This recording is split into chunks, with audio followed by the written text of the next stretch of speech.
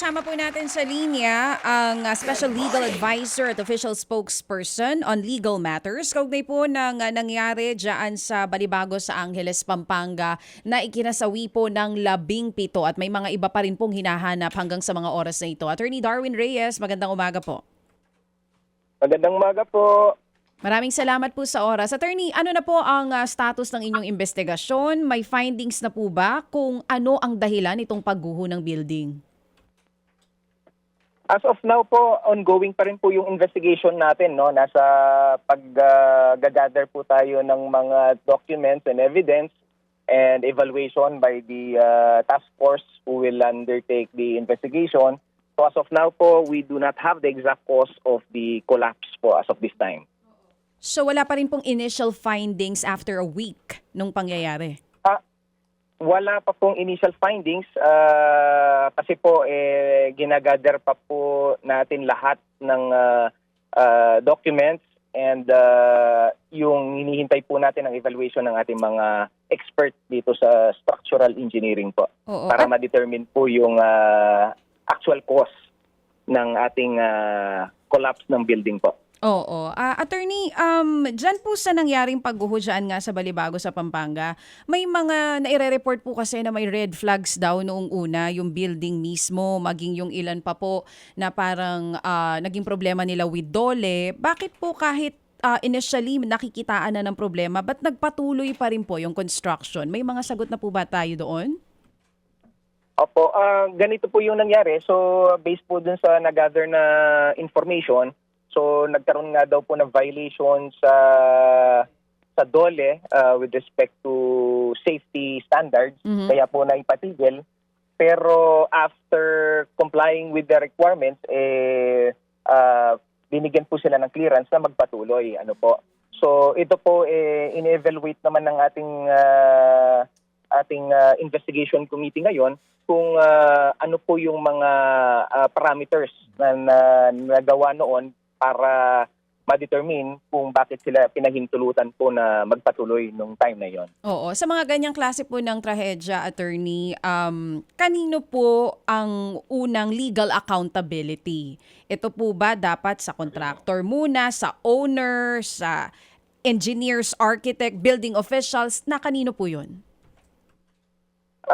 Ito po ang sa pag-sisiyasat po ng ating pag-iimbestiga kapag po nakataan ng merong negligence o pagkukulang sa part ng owner and contractor, sila po magiging liable po talaga sa ating mga biktima. Ganun din po at sa ating mga opisyal, sa city engineer, sa office of the building official, kung talaga pong nakitaan na mayroon silang pagkukulang or negligence sa kanilang mandato o trabaho, magkakaroon po tayo ng kaso laban sa kanila. So paano po kung sakali mang gano'n na makita ninyo, sabay-sabay, civil, criminal, pati admin liability po ang gagawin po ninyo?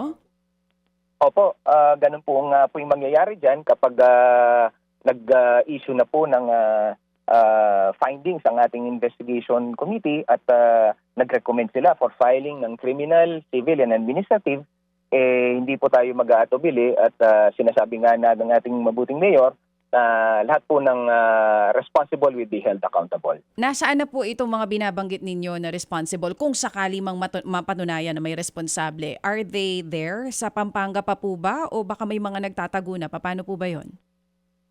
As of now po, nagpakita naman yung owners atin at saka yung nakipag-ugnayan naman po yung contractor.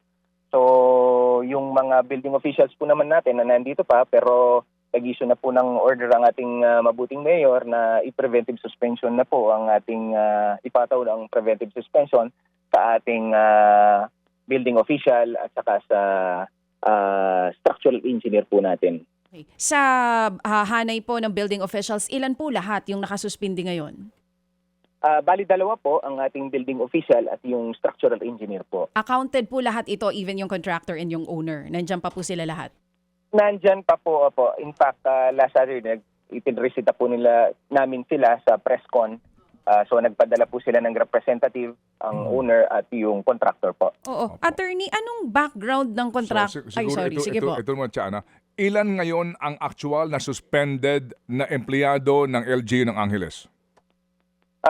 As of now, Manong Ted, dalawa po ang preventively suspended. Ang ating building official at saka yung structural engineer po. Okay, dadalawa lang ito, wala nang iba. Wala na po. As of Okay. now po, ito pong dalawa po. Okay, gotcha. Yes po. Sir, yung binabanggit ko po kanina, ano pong background nitong contractor nito? Ito ba yung unang building na ganito kataas sa itatayo nila o marami na rin po sila na itayo ng mga ganito kataas na building? Yan po ang inaalam natin ngayon kasi marami po kaming require sa kanila ng mga documents, yung mga previous projects nila at yung kanilang background which hindi pa po nila naisasubmit sa amin. So we are the investigating committee is now in the process of verifying facts po kung ano po talaga ang background nitong contractor na ito. So kahit po kayo mismo dyan, attorney, hindi nyo nakikita kung gaano na sila katagal sa industry, wala pa rin po kayong ganong maibibigay na information sa amin? Wala pa pong ibinigay sa amin ng investigating committee as of now, but in the next few days po, magpapalabas na po tayo na statement about this contractor po. Okay, gaano po katagal ang investigasyon? Because basically nga po dito, yung structural engineer ninyo ang nag-aproba nitong planong ito, pati yung building official nyo, kaya nga tinuloy po. Gaano katagal ito? Opo, Manong Ted, within 15 days po from June 1, instruct po ni Mayor na magbigay na sila ng initial findings nila and to conclude it in 60 days po. Okay. And then, yung clearing ng buong area, who will spend? Sinong gagawa niyan? Kasi ang laki pong storbo niyan doon sa komunidad. Opo, magandang tanong po yan, Manong Ted.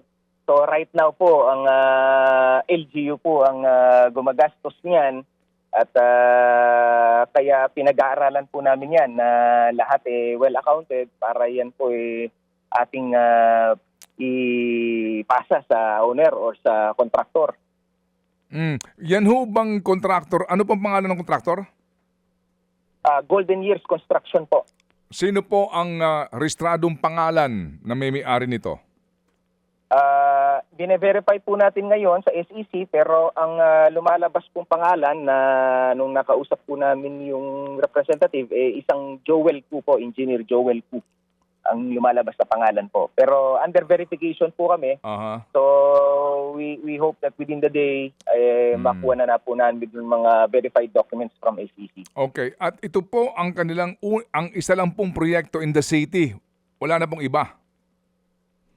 As of now po, yun lang po yung nakita natin pero we are still in the process of investigation at i-check po natin lahat ng files natin kung meron pa po silang ibang project dito dahil wala pa po silang naibigay sa amin na documents aside from certain documents na pinasa nila sa amin na wala pa naman po doon nakalabas kung ilan yung mga projects nila dito sa Angeles. Okay. Yan ho bang ganyan may bond na binibigay sa city government? Kasalukuyan po, pondo po ng LGU ang ginagamit pa lang as of now. Sa pagkakaalam ko, hindi ko po alam kung meron na pong assistance from the national government. Pero we will inform you po once I get that information. Hindi. Wala siyang construction bond bago siya makakuha ng... Walang pong ganun dyan sa inyong LGU? I'm sure meron po pero I will have to verify that po. As of now, wala po akong hawak na document with respect to the bond. Sige. Baka lang po alam niyo, attorney, meron pa hubang mga naiipit doon sa guho? Ano ho ang report ng inyong mga field operatives ninyo? Meron pa po? Yes po. Per the information relayed to me by the Public Information Office po ng ating LGU, as of yesterday po, meron pa rin pinaghahanap. Pero kahapon po kasi itong data na to, 13 fatalities recovered. Pero kanina po kasi nabasa ko, umabot na po ito sa 17 fatalities po Oo nga po. recovered. Opo. And then we're still looking for...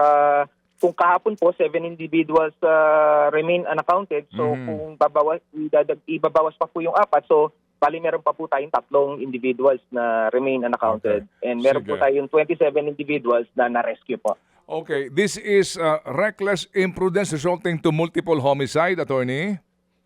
Tama po. Tama po. Okay, how soon can you file the case in court? I think as of yesterday po, in coordination na po yung mga victims sa police. So I think within the day po, maipa-file na po nila yata yung reckless imprudence resulting to multiple homicide po. Opo, and injuries po, ano, and damage to property po sa laki ho ng Yes perwisyong po, binigay nito. yung pong mga private Opo. individuals na naapektuhan po, sila po meron din karapatan na magabla din po dyan sa owner Opo. and contractor. Sige po. Dakal po salamat, attorney, ha, sa inyo pong ibinigay po na panahon sa aming programa para po iliwanagin po ang isyong ito. Thank you, attorney. Dahil po salamat, Manong Ted. Opo, thank you. Si Attorney Darwin Reyes po ang legal counsel ng LGU sa Angeles City, Pampanga.